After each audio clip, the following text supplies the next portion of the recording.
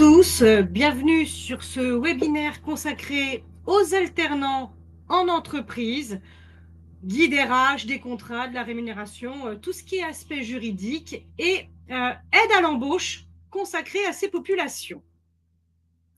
Avant de commencer, je me présente, je m'appelle Amandine Lecomte, je suis consultante formatrice pour Géréseau depuis 2008. J'interviens dans le domaine de la paye et dans le domaine du droit du travail, deux domaines qui me semblent complètement complémentaires. Comme c'est indiqué, je suis aussi l'auteur du livre « Le droit du travail en 250 thèmes incontournables », l'objectif étant d'essayer de vulgariser au maximum le code du travail qui peut parfois s'avérer compliqué, un peu comme la jurisprudence de la Cour de cassation. Géréseau, rapidement, 3 domaines d'expertise, la formation, le conseil et l'édition. Le programme de notre webinaire va s'articuler autour de 4 parties. La première partie sur les différents types de contrats qu'on peut proposer aux alternants. La deuxième partie sur la relation contractuelle. La troisième partie sur la rémunération des alternants. Et on finira par les aides de l'État encore en vigueur à ce jour. Les objectifs de ce webinaire, c'est d'intégrer la réglementation spécifique sur les alternants et de sécuriser au mieux ces recrutements et ces pratiques. On aura l'occasion de le voir. Dans la matière, il y a parfois des idées reçues qu'il convient de combattre. C'est qu'on commence tout de suite par les différents types de contrats. Quand on parle d'alternants, et quand on parle même de contrat d'apprentissage, en réalité, il faut bien faire attention, puisqu'un alternant va soit être en contrat d'apprentissage, soit être en contrat de professionnalisation. Et c'est vrai qu'on parle souvent d'apprenti de façon un peu générique pour viser les deux types de contrats. Un apprenti est normalement quelqu'un qui est en contrat d'apprentissage. À l'inverse, quand on parle d'alternant, il faut bien viser le contrat d'apprentissage et le contrat de professionnalisation. Et c'est vrai que c'est quoi un alternant en réalité? C'est quelqu'un qui va avoir à la fois une formation théorique à l'école et une formation pratique en entreprise. Et donc, quels sont les contrats qu'on peut leur proposer à nos alternants? Eh bien, 2 types de contrats, comme je vous disais, l'apprentissage, la professionnalisation. Par contre, et on a tendance à, je dirais, l'imaginer de façon assez classique, forcément en CDD. Le contrat d'apprentissage, le contrat de professionnalisation, c'est forcément un CDD. Eh bien non. Eh bien non. Le contrat d'apprentissage, tout comme le contrat de professionnalisation, sont des contrats qui peuvent être conclus, oui, certainement à durée déterminée, mais aussi à durée indéterminée. Nous dit-on avec une période d'apprentissage pour le contrat d'apprentissage et avec une action de professionnalisation pour les contrats de professionnalisation. Maintenant, pour qui ces 2 contrats? Le contrat d'apprentissage pour tout ce qui est jeune de 16 à 29 ans, avec quelques cas dérogatoires pour des publics spécifiques, notamment pour les travailleurs handicapés. La durée du contrat, de 6 mois à 3 ans, qui là aussi peuvent être portés jusqu'à 4 ans pour certains publics spécifiques ou pour certains diplômes qui nécessitent une durée d'apprentissage un peu plus longue. Le contrat de professionnalisation, lui, on va être sur des publics un peu plus larges, puisqu'on va être normalement sur des jeunes de 16 à 25 ans, mais on va aussi être sur des demandeurs d'emploi de 26 ans et plus, bénéficiaires de certaines allocations. Typiquement, je peux conclure un contrat de professionnalisation quand j'ai 50 ans. C'est pas du tout impossible. La durée du contrat de professionnalisation, par contre, est normalement plus courte que celle du contrat d'apprentissage, puisqu'on est sur des durées, en théorie, de 6 à 12 mois. Alors certes, qui peuvent, dans certaines situations à nouveau, être portées jusqu'à 24 mois. Mais vraiment, l'idée, c'est qu'on est sur des contrats qui n'ont pas forcément la même durée et qui visent pas toujours le même public. Certains publics se recoupent. Contrat d'apprentissage, contrat de professionnalisation. Par contre, d'autres publics sont spécifiquement dédiés soit au contrat d'apprentissage, soit au contrat de professionnalisation. Du coup, on a envie de se dire parfois, comment je fais le tri? Comment je fais le tri? Je vais faire le tri, notamment à l'aide de l'école. Dans les deux cas de figure, que je sois sur un contrat d'apprentissage ou que je sois sur un contrat de professionnalisation, mon contrat de travail va prendre la forme d'un formulaire type, un CERFA. Je dois remplir ce CERFA. Ce CERFA est indispensable à la réalisation de mon contrat d'apprentissage ou de mon contrat de professionnalisation. Je vous ai mis sur le support les liens pour vous connecter au CERFA. Par contre, ce n'est pas parce que vous avez le CERFA que vous n'avez pas le droit de rajouter un contrat de travail annexe qui reprendrait des clauses qui ne sont pas forcément prévues dans le CERFA et qui vous semblent utiles. Le CERFA est obligatoire, mais il n'est pas forcément exclusif. Vous pouvez tout à fait avoir un contrat de travail type en annexe de ce CERFA.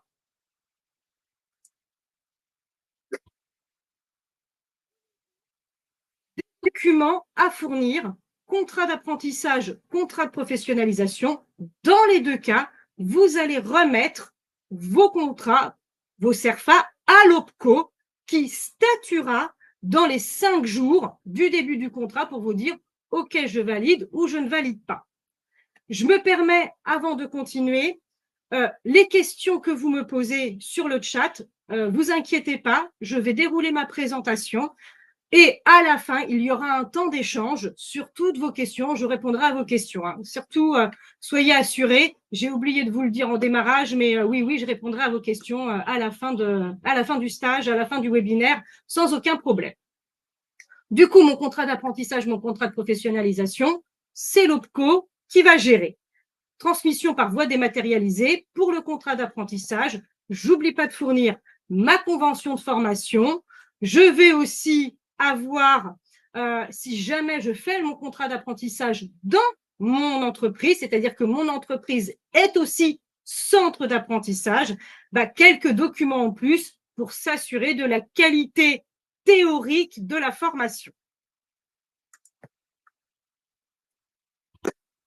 Je vous propose à présent qu'on passe sur la partie relations contractuelles. Là, on va passer un petit peu plus de temps. Premier point important, mes alternants, qu'ils soient finalement apprentis ou en contrat de professionnalisation, sont des salariés, sont vraiment des salariés au sens juridique du terme, même s'il est vrai qu'ils sont exclus des effectifs pour certains calculs, notamment certains calculs de seuil en matière de cotisation. Mais c'est avant tout des salariés. Ça veut dire quoi qu'ils sont salariés? Ça veut dire qu'ils ont un lien de subordination. Et parce qu'ils ont un lien de subordination, ils s'engagent à travailler pour le compte de l'employeur et à suivre la formation prévue au contrat. Et ça, c'est vraiment quelque chose qui est important. Quand mon apprenti est absent du CFA, quand mon contrat de professionnalisation est absent de l'école, il est bien absent de son poste de travail. Et parce qu'il est absent de son poste de travail, je dois traiter ces éléments-là comme une véritable absence. Il n'y a pas que l'absence en entreprise qui compte. Le contrat, ça forme un tout. Donc, comme ça forme un tout, aller dans l'entreprise est aussi important que d'aller à l'école. Mais c'est des salariés. Et donc, comme c'est des salariés, ils ont exactement les mêmes droits que les autres salariés de l'entreprise. Ce n'est pas des demi-salariés, ce n'est pas des salariés à mi-temps. C'est des salariés à temps complet qui ont les mêmes droits. Donc, ça veut dire quoi? Ils ont les mêmes droits, qu'ils ne peuvent pas être exclus des dispositions générales de la convention collective, d'un accord collectif ou d'un usage s'ils remplissent les conditions d'octroi. Dans votre convention collective, vous avez l'octroi d'une prime de 13e mois.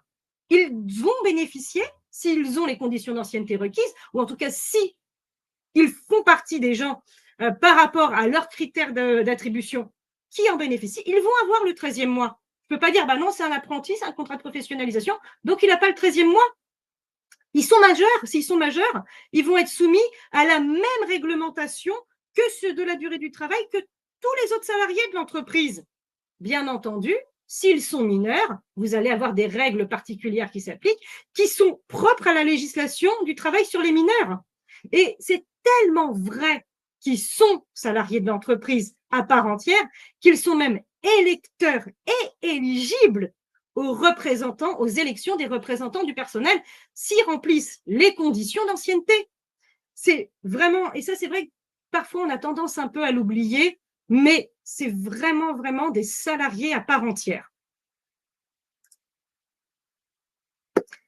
Mes salariés alternants sont donc des salariés à temps complet. Ça veut dire quoi à temps complet? Ça veut dire qu'ils bénéficient intégralement de la législation sur la durée du travail et donc potentiellement des heures supplémentaires. Si mon alternant fait plus d'heures que prévu, plus d'heures que 35 heures, il aura le droit à des heures supplémentaires. C'est un salarié, donc il va bénéficier des congés payés dans les mêmes conditions que les autres salariés. Il bénéficie bien entendu aussi du remboursement des transports en commun comme un temps plein. Pareil, je ne peux pas me dire « Ah non, mais il est à temps partiel, donc je proratise son remboursement de transport ». Non, je ne proratise pas son remboursement de transport. C'est un salarié à temps plein. Il bénéficie, si vous en avez un, des œuvres sociales et culturelles, du CSE, de l'accès à la cantine, vraiment de tout. Et je vais commencer par vous poser une question qui m'est très souvent posée sur le sujet, un petit quiz. On va voir sur ce quiz comment vous vous positionnez. Les alternants, selon vous, bénéficient-ils des titres restaurants quand ils sont à l'école? Par principe oui ou par principe non? Sous réserve, bien entendu, qu'il y ait un octroi de titres restaurants dans l'entreprise.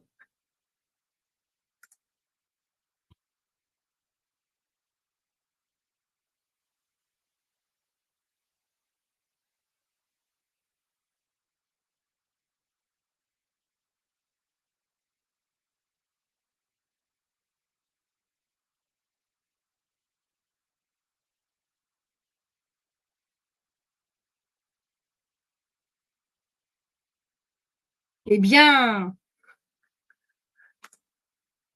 les réponses sont majoritairement par principe oui. Avez-vous raison? Oui, vous avez raison. Par principe, oui. Mais j'ai bien dit par principe et je vais m'en expliquer. L'explication, elle va être simple. En réalité, elle va être tirée du fait que le temps de formation à l'école ou au centre d'apprentissage est considéré comme du temps de travail effectif. Donc, comme c'est du temps de travail effectif, évidemment, je vais bénéficier des mêmes droits que n'importe quel autre salarié pendant mon temps de travail effectif. D'ailleurs, qu'est-ce qu'on nous dit dans la loi? On nous dit même que même les intérimaires potentiellement vont avoir accès aux installations collectives. Donc oui, en théorie, bien entendu, par principe, les apprentis peuvent avoir accès aux titres restaurants pendant qu'ils sont au CFA, de même que les alternants pendant qu'ils sont à l'école. Attention toutefois, on peut avoir des petites subtilités. Je me suis permise aussi de vous faire le lien pour l'analyse avec ce qui existe aujourd'hui pour le télétravail. Et que nous dit finalement le bulletin officiel de la sécurité sociale au niveau du télétravail? Il nous dit les salariés en télétravail doivent bénéficier des mêmes droits que les autres salariés. Et donc, les télétravailleurs doivent bénéficier des titres restaurants, nous dit-on, si leurs conditions de travail sont équivalentes à celles des salariés sur site qui ont accès à un restaurant d'entreprise. Il y a toutefois quand même une petite nuance à cette situation. La petite nuance qu'il y a à cette situation, c'est si jamais l'employeur participe aux frais de restauration du CFA ou ce genre de choses. Ça peut arriver que l'employeur subventionne le restaurant du CFA. Pourquoi pas? Dans ce cas-là, attention, accorder des titres restaurants ferait pour l'URSSAF double emploi. Vous subventionnerez, vous paieriez à la fois la cantine du CFA et vous donneriez en même temps les titres restaurants. C'est vraiment la zone de flottement sur laquelle il faut être prudent, puisque dans ce cas de figure-là, vous pourriez vous faire redresser partant du postulat que vous indemnisez 2 fois la même situation. Mais à l'exception de cette situation-là, par principe, en effet, c'est du temps de travail effectif, donc ils y ont droit, à l'image d'un télétravailleur qui a le droit au titre restaurant quand il est chez lui. Question ô combien importante et ô combien récurrente, la question de la période d'essai. La période d'essai, là, c'est vraiment un cas où on va distinguer le contrat d'apprentissage du contrat de professionnalisation. J'ai envie de vous dire, on est sur un sujet où on ne joue pas du tout dans la même cour. Le contrat d'apprentissage, sa durée, alors on n'appelle pas ça une période d'essai pour le contrat d'apprentissage, mais vulgairement, on le résume à une période d'essai. Pour l'apprenti, qu'est-ce qu'on va nous dire? On va nous dire, c'est 45 jours de formation pratique dans l'entreprise, qu'ils soient consécutifs ou non. Ça veut donc bien dire que la durée finalement de l'essai d'un contrat d'apprentissage, c'est 45 jours dans l'entreprise. Donc si mon apprenti, finalement, il est là 2 jours par semaine, eh ben, je vais décompter 2 jours, puis la semaine d'après, encore 2 jours, puis la semaine d'après, encore 2 jours, et tout ça jusqu'à arriver aux 45 jours. Et ça, c'est vraiment quelque chose d'extrêmement important. Pour un apprenti, ce qui compte, c'est comment il est dans l'entreprise. Les jours finalement passés à l'école ne vont pas compter dans le calcul de ces 45 jours. Pour le contrat de professionnalisation, c'est beaucoup plus simple en réalité. Et pourquoi c'est beaucoup plus simple? Parce que la période d'essai du contrat de professionnalisation est exactement la même que celle d'un contrat de travail classique. Donc, le choix que vous faites du type de contrat CDD ou CDI emportera la durée de la période d'essai. Si vous avez, par exemple, choisi le CDD, vous dites, ben voilà, moi je veux un CDD, je fais un CDD de 12 mois. Puisque c'est un CDD de 12 mois, la période d'essai va être de 1 mois. Mais 1 mois en calendaire. C'est du calendaire qui va s'appliquer. Contrairement à l'apprenti, on ne va pas se poser la question de c'est du temps d'école, c'est du temps d'entreprise, c'est du temps de période d'essai, mais vraiment comme un salarié classique. À l'inverse, si vous choisissez le CDI, contrat de professionnalisation, avec période de professionnalisation, dans ce cas de figure-là, bah, on va prendre la période d'essai d'un CDI placé dans la même situation que ce contrat. Donc, j'ai pris une convention collective, j'ai pris la convention collective du déchet. Si mon salarié contrat de professionnalisation est embauché au niveau agent de maîtrise dans la convention collective du déchet, alors sa période d'essai, ce sera de 2 mois, renouvelable une fois pour la même durée. Parce que c'est ce que dit la convention collective du déchet. Et ça, c'est vraiment, vraiment important de bien faire la différence. Le choix du contrat va déterminer aussi l'existence et le calcul de la période d'essai. C'est tout bête, mais quand on fait des RH, c'est quand même important de l'avoir en tête. Parce que c'est pas tout à fait la même chose. Vous voyez, je prends l'exemple d'un contrat de professionnalisation que vous feriez en CDD. Vous faites un CDD, c'est un CDD de 12 mois. Parfait. Et puis finalement, comment commence le contrat de professionnalisation? Le contrat de professionnalisation commence par 2 mois à l'école. Le contrat ayant commencé par 2 mois à l'école, quand il va arriver chez vous, finalement, la période d'essai, elle est déjà passée.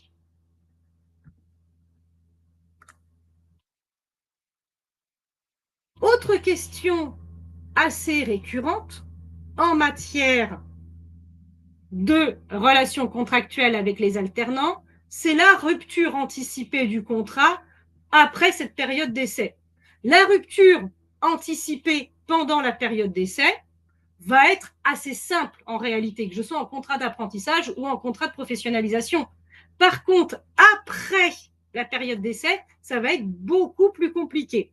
Pour l'apprenti, on nous dit quoi? Uniquement pour l'un des motifs suivants. Le commun accord entre l'employeur et l'apprenti, on est tous les deux d'accord pour se séparer. La rupture peut se faire aussi à l'initiative de l'apprenti, soit finalement après médiation. Je suis obligée de faire appel au médiateur de l'apprentissage pour dire je veux rompre mon contrat d'apprentissage et en expliquer les raisons. Et donc, en tant qu'apprenti, j'en explique les raisons au médiateur de l'apprentissage qui me dira ok, il n'y a pas de solution possible, je vous donne le go pour la rupture de l'apprentissage. L'employeur sera informé sous 5 jours, la rupture interviendra 7 jours après la notification à l'employeur. Mais l'apprenti peut aussi choisir de rompre son contrat après l'obtention de son diplôme. Néanmoins, il doit respecter le préavis d'1 mois et ne pas abandonner son employeur comme ça du jour au lendemain. L'autre cas de figure qui existe, c'est la rupture à l'initiative de l'employeur. Et là, qu'est-ce qu'on va retrouver? On va retrouver finalement des ruptures propres au CDD, la faute grave, l'inaptitude, la force majeure, mais on a aussi une autre rupture qui est spécifique en réalité à l'apprentissage, c'est l'exclusion du CFA. Si l'apprenti n'a pas une attitude adaptée au CFA et qu'il se fait exclure du CFA, cette exclusion du CFA peut entraîner la rupture du contrat d'apprentissage à l'initiative de l'employeur. Bon, autre cas de figure aussi qui existe bien entendu, c'est le décès d'un employeur dans une toute petite structure qui est aussi maître d'apprentissage. S'il n'y a plus personne pour former l'apprenti, j'ai envie de vous dire, c'est un peu normal que le contrat soit rompu. Néanmoins, il est possible que l'apprenti dont le contrat a été rompu puisse poursuivre sa formation en CFA. Ça veut pas, la rupture du contrat d'apprentissage côté employeur ne met pas nécessairement un terme à la relation d'apprentissage côté CFA, puisque l'apprenti sans nouvel employeur peut continuer sa formation théorique, nous dit-on, en tant que stagiaire de la formation professionnelle pendant 6 mois. Et ça, c'est vrai que c'est quelque chose qui est important. En tout état de cause, dès lors qu'il y a rupture du contrat, il y a forcément notification à l'OPCO de la rupture du contrat. Vous voyez, l'apprenti va obéir à des règles très strictes. Le contrat de professionnalisation, à nouveau, se distingue du contrat d'apprentissage dans ce domaine de la rupture du contrat. Et pourquoi il se distingue? Parce que le contrat de professionnalisation, on va être sur un contrat assez classique, à nouveau. Donc, la rupture anticipée va obéir au choix du contrat que vous avez fait. Si vous avez fait un choix en CDD, vous aurez la rupture en CDD. Donc, les règles qui sont propres à la rupture anticipée du CDD, faute grave, force majeure, commune, intention des parties. Mais si vous avez choisi le CDI, alors vous aurez les ruptures propres au CDI. Le licenciement, notamment. Et vous voyez, je vais vous donner un petit exemple tout simple. Finalement, je me rends compte que mon apprenti ou mon contrat de professionnalisation, je m'en rends compte pas tout de suite, je m'en rends compte après coup, qu'il est vraiment mauvais. Il n'est pas doué. J'ai beau lui apprendre, il est là pour apprendre, mais j'ai beau lui apprendre, il ne comprend rien, il est mauvais. Mais finalement, est-ce qu'être mauvais, c'est une faute grave? Non, ce n'est pas une faute grave d'être mauvais. Par contre, est-ce que c'est une cause réelle et sérieuse de rupture? Oui. Donc, si mon apprenti, il est mauvais, je ne peux pas rompre son contrat de travail parce que ça ne rentre pas dans les cas de figure de rupture anticipée du contrat d'apprentissage. À l'inverse, si j'ai choisi le contrat de professionnalisation en CDI, le fait qu'il soit mauvais peut rentrer comme cas de rupture qui ne serait pas possible si je choisis le contrat de professionnalisation en CDD. Et donc, il y a toutes ces stratégies-là aussi à réfléchir quel type de contrat je choisis par rapport à la stratégie que je veux déployer. Et si j'ai prévu de garder mon apprenti ou mon contrat de professionnalisation, je peux être tenté de choisir aussi le CDI pour fidéliser plutôt que le CDD.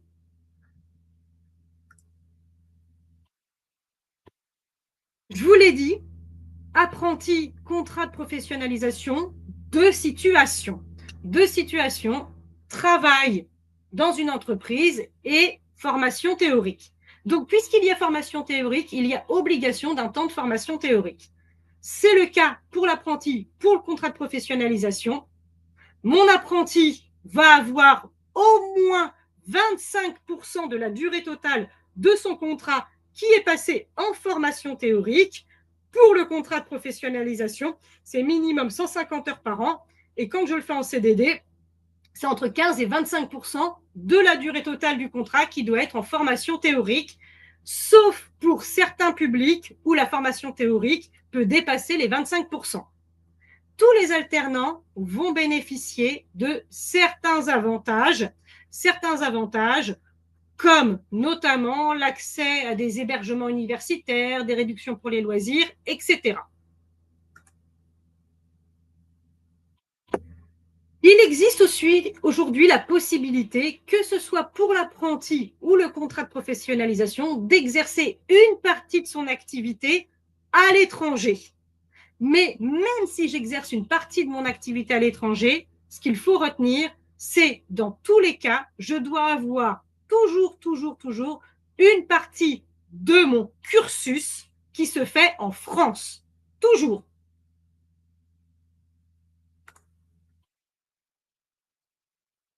Vous choisissez d'embaucher un mineur, que va-t-il se passer? Vous allez être sur la législation applicable aux mineurs. Ça veut dire quoi la législation applicable aux mineurs? Ça veut dire que, sauf exception, la durée de travail, c'est 35 heures par semaine. Ça veut dire que vous devez leur donner 2 jours de repos consécutifs. Ça veut dire qu'ils ne doivent pas travailler le dimanche, qu'ils ne doivent pas travailler de nuit, qu'ils ne doivent pas faire plus de 8 heures par jour, qu'ils ne doivent pas faire plus de 4h30 consécutives.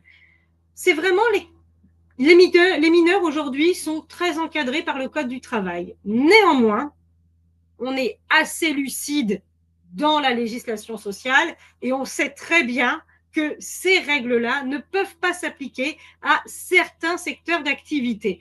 Et donc, certains secteurs d'activité, comme le bâtiment, comme les travaux publics, comme la restauration, vont avoir des règles dérogatoires sur l'embauche des mineurs pour permettre de les faire travailler un peu plus, ou en tout cas de façon différente que ce qui est prévu par le Code du travail. Mais attention, dans ce cas de figure-là, quand j'embauche un mineur, je fais vraiment attention. Est-ce que je peux être dans un cas dérogatoire ou pas? Je ne vous l'ai pas dit au début de ma présentation, mais j'étais pendant des années conseillère prud'homale. Je ne vous cache pas que sur ce genre de sujet, devant le juge, on est un peu à cran. Autre point important, la rémunération de ces salariés. À nouveau, une rémunération qui est très différente que je sois en contrat de professionnalisation ou en contrat d'apprentissage. Dans les deux cas de figure, je vais avoir une question d'âge qui va rentrer en ligne de compte. Mais dans le contrat de professionnalisation, finalement, qu'est-ce qu'on va me dire? Est-ce que j'ai le bac professionnel ou une qualification au moins équivalente à celle d'un bac professionnel, ou alors est-ce que je n'ai pas de qualification au moins équivalente à un bac professionnel? C'est vraiment la question qu'on va se poser. Quel est le diplôme finalement le plus élevé ou la qualification la plus élevée que vous ayez obtenue lors de votre entrée en contrat de professionnalisation? Et de là, on va déterminer combien on doit vous payer. Par exemple, si vous avez 24 ans et que vous n'avez pas le bac professionnel, on vous paiera 70% du SMIC. Si à l'inverse, vous avez le bac professionnel, on vous paiera 80% du SMIC. Attention toutefois sur le salarié en contrat de professionnalisation qui a au moins 26 ans. Puisque qu'est-ce qu'on nous dit? C'est 100% du SMIC ou 85% du minimum conventionnel s'il est plus favorable. Et ça, c'est quelque chose qui est important à intégrer. À partir de 26 ans, on n'est pas sur un pourcentage du SMIC, on est au minimum au SMIC ou sur un pourcentage du minimum conventionnel s'il est plus favorable.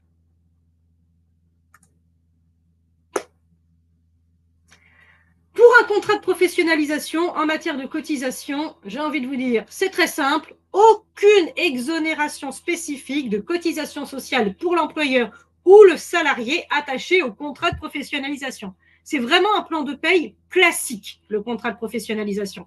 Il n'y a pas de détails. Enfin, vous avez le même. La seule chose qui change par rapport à un salarié classique, c'est potentiellement la rémunération qui est plus faible. Mais c'est tout. À l'inverse, pour le contrat d'apprentissage, on se pose beaucoup plus de questions. La question qu'on va se poser, c'est la question de l'âge, qu'on s'est déjà posée pour le contrat de professionnalisation. Mais on va aussi se poser la question de l'année d'exécution du contrat. Est-ce que l'apprenti est en première année d'exécution, en deuxième année ou en troisième année? Et en fonction de la situation, vous n'allez pas le payer la même chose. C'est pareil. Autre petite spécificité de l'apprenti, c'est quand mon apprenti est âgé de 26 ans et plus. Puisque qu'est-ce qu'on me dit? On me dit 100% du SMIC ou du minimum conventionnel. Et là, on n'est pas sur 85% du minimum conventionnel comme on a vu sur le contrat de professionnalisation. Là, on est sur 100% du SMIC ou du minimum conventionnel, mais pas de n'importe quel minimum conventionnel, du minimum conventionnel correspondant à l'emploi occupé pendant le contrat d'apprentissage. Ce n'est pas le minimum conventionnel niveau 1, échelon 1 de ma grille. C'est le minimum conventionnel du contrat de l'emploi occupé. Et ça, parfois, ce n'est pas toujours bien intégré.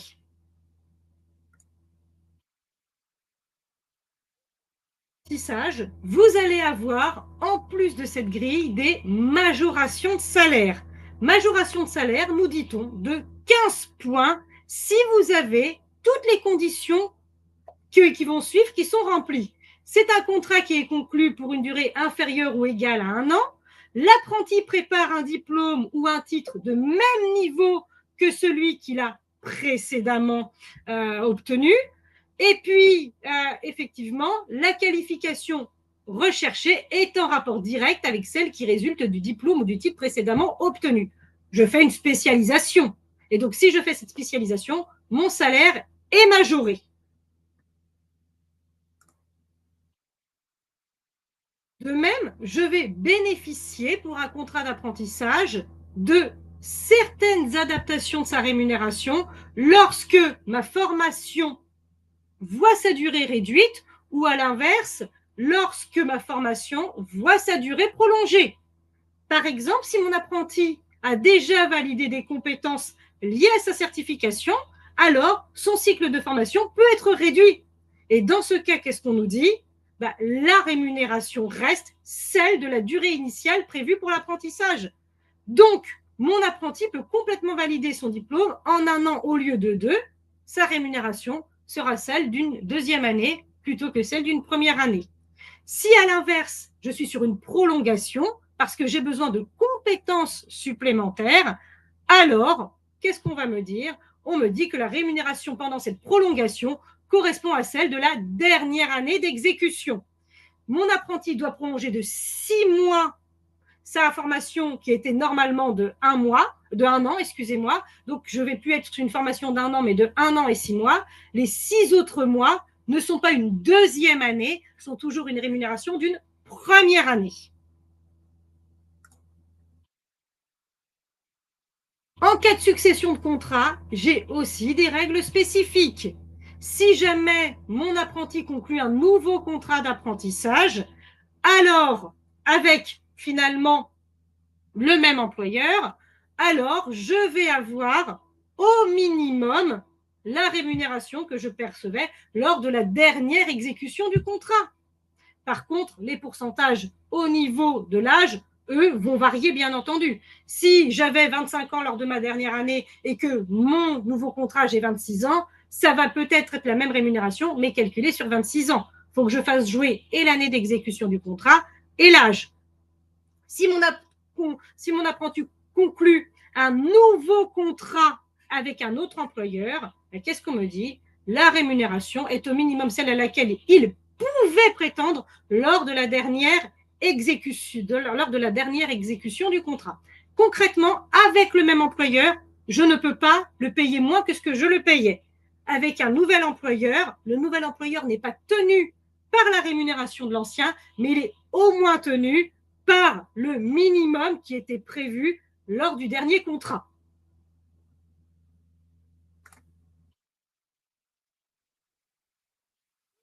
Cotisation, on l'a dit, pour les contrats de professionnalisation, pas de spécificité. Pour les contrats d'apprentissage, ce n'est pas du tout le cas. Beaucoup de spécificités en matière de cotisation. Déjà, la première chose, c'est l'exonération partielle des cotisations pour les apprentis, puisque depuis le 1er janvier 2019, on me dit quoi? La rémunération des apprentis est exonérée de cotisations sociales salariales, donc de la cotisation du salarié, pour la part inférieure à 79% du SMIC mensuel. Donc, jusqu'à 79% du SMIC, le salarié apprenti est exonéré de cotisations salariales. Ces cotisations qui sont même pas, ces 79% du SMIC, qui sont même pas proratisées en cas d'absence ou de temps partiel. Ces 79%, on les proratise uniquement en cas d'entrée-sortie. Et comme je vous disais, la rémunération des apprentis doit se faire en fonction du poste que le salarié apprenti occupe. Et ça veut dire quoi? Ça veut dire que la déduction qui est faite par les organismes de retraite complémentaires, c'est que si l'apprenti est cadre, les cotisations spécifiques des cadres, l'APEC notamment, vont être applicables. Et là, une petite subtilité, contrairement à toutes les autres cotisations, l'APEC ne bénéficie pas de l'exonération des 79% du SMIC. Donc, mon apprenti qui est cadre, il va cotiser au-delà de 79% du SMIC sur toute sa rémunération, sur toutes les cotisations, mais pas à l'APEC. L'APEC, il va cotiser sur la totalité de ce qu'il gagne.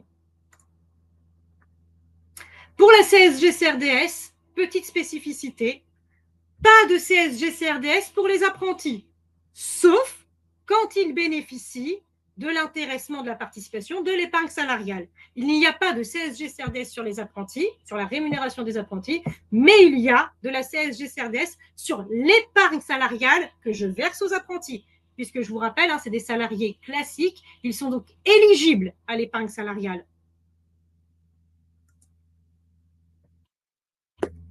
Pour finir, les aides de l'État. Alors, les aides de l'État en vigueur à ce jour, comme vous le savez, on a la loi de finances de sécurité sociale qui est en train d'être négociée. Et ce que je vous dis aujourd'hui ne sera peut-être plus vrai demain. Donc là, pour le coup, c'est sous toute réserve. Pour un contrat de professionnalisation, pas beaucoup d'aides en vigueur, mais quand même quelques aides qui sont versées par France Travail pour l'embauche d'un demandeur d'emploi de 26 ans et plus. On peut avoir une aide jusqu'à 2 000 € pour un temps plein.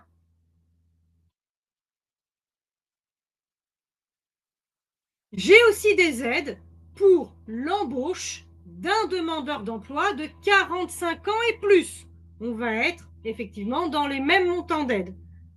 Ça peut toujours être intéressant. Ces aides-là versées par France Travail ne sont pas encore supprimées.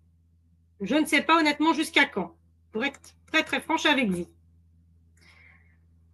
J'ai aussi, et ça je vais la passer assez rapidement, les aides au contrat de professionnalisation dans les structures d'insertion par l'activité économique. On est vraiment dans des structures spécifiques et dans ces structures spécifiques, je peux bénéficier d'une aide jusqu'à 4 000 €. C'est un peu plus intéressant.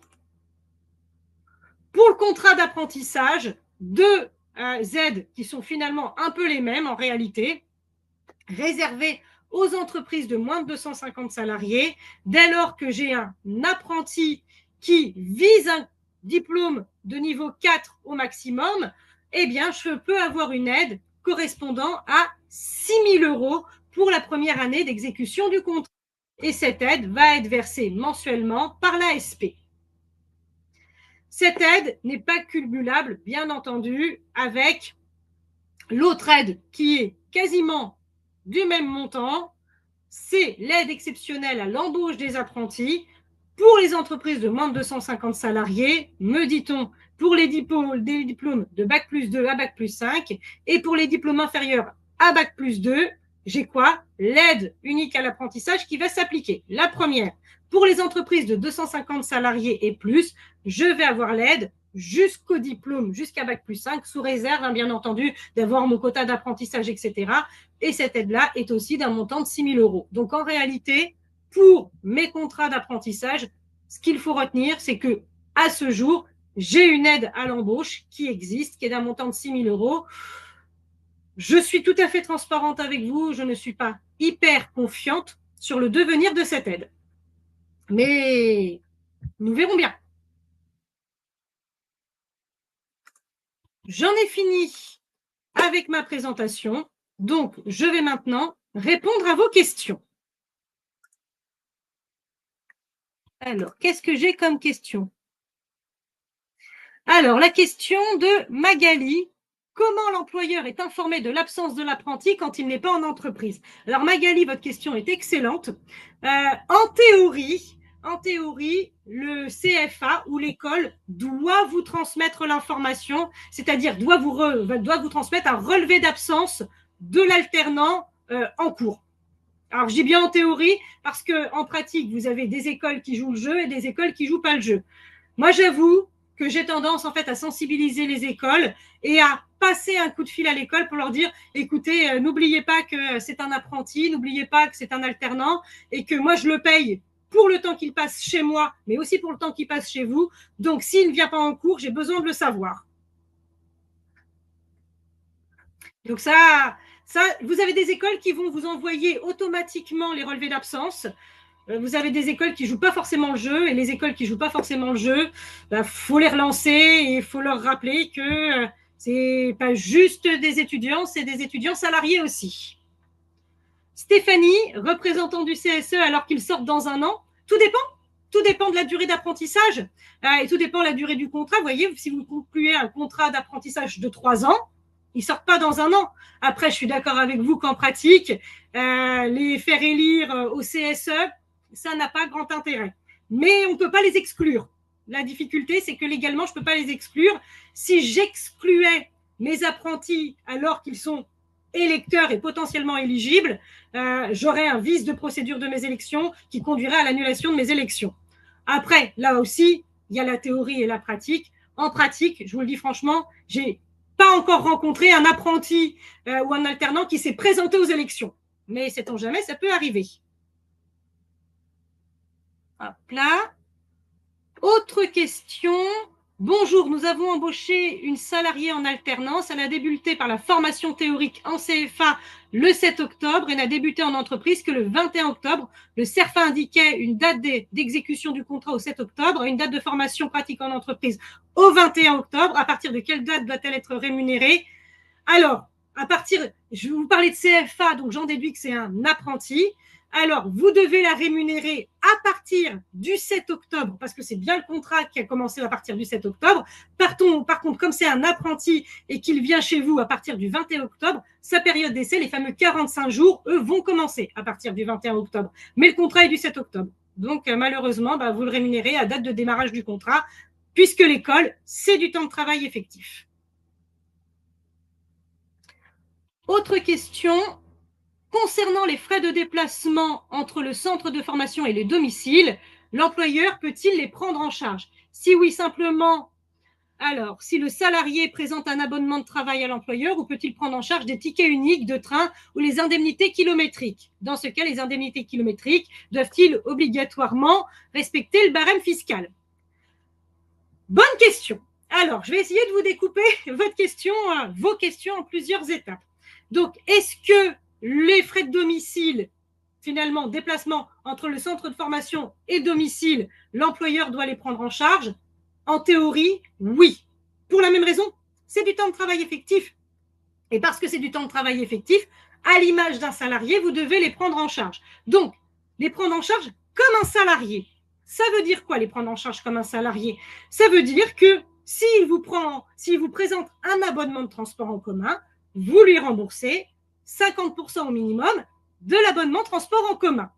Pour ce qui est ticket unique, exactement comme un salarié, vous n'avez pas l'obligation de les prendre en charge. Mais ce n'est pas parce que vous n'avez pas l'obligation de les prendre en charge que vous n'en avez pas l'autorisation.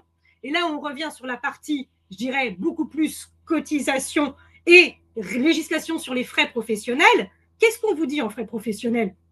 On vous dit, il y a toute une partie de frais que vous êtes obligé de prendre en charge et au rang desquels figurent les 50% des remboursements domicile, lieu de travail, transport en commun, et vous avez des frais que vous avez le droit de prendre en charge sur justificatif. Ce n'est pas une obligation, c'est une possibilité. Et parce que c'est une possibilité, vous avez tout à fait la possibilité sur justificatif de rembourser les tickets à l'unité. Mais l'apprenti ne peut pas vous dire « je veux, j'exige que vous me les remboursiez ». Ce n'est pas une obligation, mais vous avez le droit de le faire. Tant que vous avez les justificatifs, on ne vous dira rien. Exactement la même chose pour les indemnités kilométriques. Les indemnités kilométriques qui correspondent au trajet domicile, lieu de travail, vous n'avez pas légalement l'obligation de les rembourser, ni pour un salarié, donc du coup, ni pour un apprenti qui est aussi salarié. Je veux dire, là-dessus, vous n'avez pas cette obligation-là. Et parce que vous n'avez pas cette obligation-là, vous avez la capacité de faire, j'ai envie de dire, un peu ce que vous voulez. Un peu ce que vous voulez, vous dira l'URSSAF, si jamais ils viennent nous faire coucou, dans la limite des frais réellement engagés par le salarié. Donc, forcément, vous allez devoir, si vous choisissez de faire moins que le barème fiscal, dans cette situation-là, on ne peut pas vous le reprocher. On ne peut pas vous le reprocher parce que vous pourriez faire zéro. Pour peu que vous ayez le justificatif du véhicule utilisé, pour peu que vous ayez effectivement le justificatif de la distance, si vous choisissez de rembourser, on ne pourra pas vous redresser. Mais j'insiste parce que vous avez des justificatifs et parce que aussi vous avez le justificatif de non-covoiturage. Donc, le trajet transport en commun obligatoire, le reste facultatif sur justificatif. Mais comme un salarié, en réalité. Les jours de maladie de l'apprenti sont-ils considérés comme des jours de présence? Alors, non. Les jours de maladie d'un apprenti sont considérés comme un salarié comme des jours de maladie. Ça veut dire quoi? Ça veut dire que la législation sur les congés payés qui permettent d'acquérir des congés payés en maladie va s'appliquer à l'apprenti. Ça veut dire que si vous avez un maintien de salaire ou un complément de salaire à faire pour vos salariés, parce que la personne elle est malade, ce sera la même chose pour l'apprenti. En l'occurrence, c'est un salarié. Ça veut dire quoi? C'est un salarié. Ça veut dire que s'il est malade, il doit vous fournir un arrêt de travail de son médecin. Il ne doit pas se contenter de vous dire, en vous appelant le matin, excusez-moi, je suis malade, je tousse un peu, je ne viendrai pas travailler. Je suis malade, je ne viendrai pas travailler, ça ne marche pas. Mais ça ne marche pas, j'insiste, qu'il soit chez vous ou au CFA. Même quand il est au CFA, s'il ne peut pas venir au CFA, alors il doit avoir un arrêt de travail qui couvre la période du CFA. C'est un salarié. Il n'est pas juste à l'école en train de se dire ce matin, ça ne va pas. Si il est malade au CFA sans justificatif, c'est-à-dire sans arrêt de travail au sens juridique du terme, il est absent en absence injustifiée. Pour nous, en tant qu'employeur, le fait de ne pas avoir d'arrêt de travail, même si c'est au CFA, il est en absence injustifiée. L'employeur peut-il prendre en charge des frais de repas du contrat de professionnalisation au réel sur présentation des justificatifs? Oui.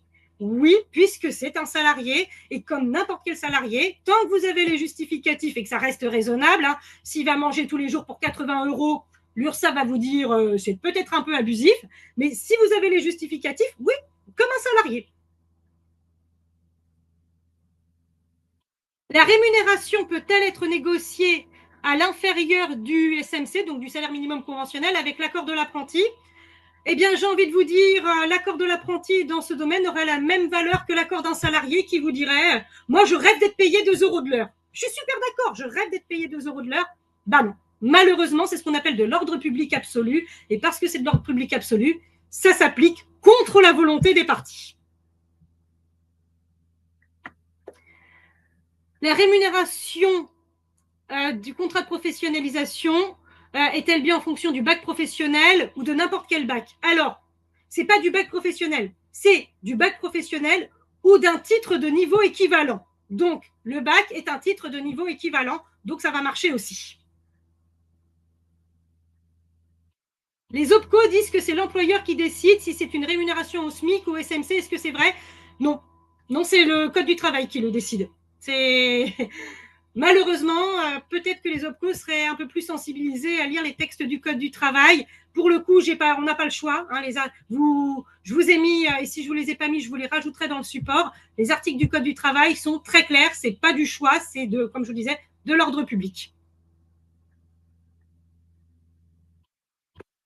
Alors, comment faut-il comprendre première année, deuxième année? Première année, c'est la première année du diplôme préparé ou la première année en apprentissage. Exemple, un apprenti, etc. Troisième année, faut-il le rémunérer sur une base de première ou deuxième année? Alors, normalement, première année, deuxième année, ça doit être compris comme première année d'exécution du contrat. Sauf, encore une fois, quand on est dans la situation de la réduction de la durée parce qu'il avait déjà acquis des compétences. Mais normalement, on est bien sur première année d'exécution, deuxième année d'exécution. Rémunération de l'apprenti, un contrat initialement d'1 an prolongé de 6 mois, même rémunération. Qu'en est-il du respect de l'année d'exécution du contrat? Ben justement, on revient à la même chose. Dans l'esprit de la loi, on est toujours sur la même année d'exécution. L'année d'exécution de ce diplôme-là. Donc, je sais que ça peut perturber, mais en tout cas, c'est comme ça que le texte est pensé. Il parle de passer de 6 000 € à 4 500 en janvier. Pouvez-vous nous le confirmer? Alors, je peux vous confirmer qu'ils en parlent. Oui. Est-ce que ça va passer? J'en sais rien. Aujourd'hui, honnêtement, compte tenu de la composition de notre Assemblée nationale, compte tenu de la relative force de notre gouvernement, je vous avoue que je n'en sais rien de ce qui va se passer. Autant les années précédentes, j'étais assez sereine pour préparer mes supports de formation et dire bon bah ça va passer, ça va pas passer. Autant cette année, j'en sais rien. Cette année, j'en sais rien. L'équilibre des forces à l'Assemblée étant ce qu'il est, je ne sais pas qui gagnera à la fin. Donc peut-être qu'on sera à 4 500, peut-être qu'on sera à 6 000, peut-être qu'on sera à moins, peut-être qu'on sera à plus rien. J'ai envie de vous dire, nous en saurons plus à mi-décembre. Est-ce que si la première année, on est payé au SMIC, l'entreprise peut nous passer au SMC pour la deuxième année? Alors, dès lors que vous êtes plus favorable que la loi, vous pouvez tout faire. Vous voyez, si demain vous me dites, moi j'ai envie de payer mon apprenti 10 000 € par mois, vous avez le droit de payer votre apprenti 10 000 € par mois. La loi, ce qu'elle vous dit, c'est que vous n'avez pas le droit de faire moins, mais vous avez le droit de faire plus. Vous avez toujours le droit de faire plus. Dans le droit du travail, vous pouvez toujours être plus favorable. Donc, si vous voulez effectivement dire, bah, la première année, c'est le SMIC, la deuxième année, c'est le SMC, parce que c'est plus favorable et parce que c'est ce qu'on a envie de mettre en place, vous le mettez dans le contrat, aucun problème. J'ai même envie de dire potentiellement, vous en discutez avec le salarié, aucun problème. L'apprenti peut-il être en déplacement professionnel seul ou bien son maître de stage doit systématiquement l'accompagner? Alors ça, c'est une excellente question. C'est une excellente question qui est extrêmement compliquée en réalité, puisque ça va dépendre de plein de situations. Ça va vraiment dépendre des situations concrètes. Soit on va être dans une situation où l'apprenti, on va lui demander de faire quelque chose sur lequel il est relativement autonome et on va comprendre son autonomie, donc son maître d'apprentissage n'a pas forcément besoin d'être là. Soit on va être sur une phase de stade d'apprentissage où il n'est pas encore autonome et son maître d'apprentissage doit être là. Là, cette réponse-là, il n'y a pas de réponse absolue, c'est vraiment du cas par cas. C'est vraiment, vraiment du cas par cas. Et au Conseil de prud'homme, s'il y a une problématique, c'est le cas par cas qu'on analysera. Est-ce que, légitimement, dans cette situation-là, on pouvait considérer que l'apprenti avait une relative autonomie ou pas? Si les rémunérations ne sont pas correctes vis-à-vis du SMC SMIC, est-ce que les OPCO peuvent refuser l'aide ou informer du non-respect de la rémunération prévue par la Convention collective droit du travail? Alors, en théorie, les OPCO, effectivement, doivent jouer leur rôle de prévention en disant vous ne payez pas la personne au minimum de ce qu'elle doit payer et vous dire et vous inviter à payer le bon montant. Ça, c'est de la théorie. En pratique, l'expérience me montre que le SMIC qu'ils connaissent, le minimum conventionnel, ça les dépasse. Après, à partir du moment où ils vous ont accordé au début, quand vous avez déposé votre contrat et qu'ils vous ont accordé les aides propres au contrat, notamment les aides au niveau du maître d'apprentissage, du tuteur, ils ne peuvent pas revenir dessus parce qu'ils se sont rendus compte que finalement le contrat n'était pas bon. Ils ont une validation, ils ont une vérification préalable. S'ils n'ont pas bien fait leur travail, ce n'est pas de votre faute.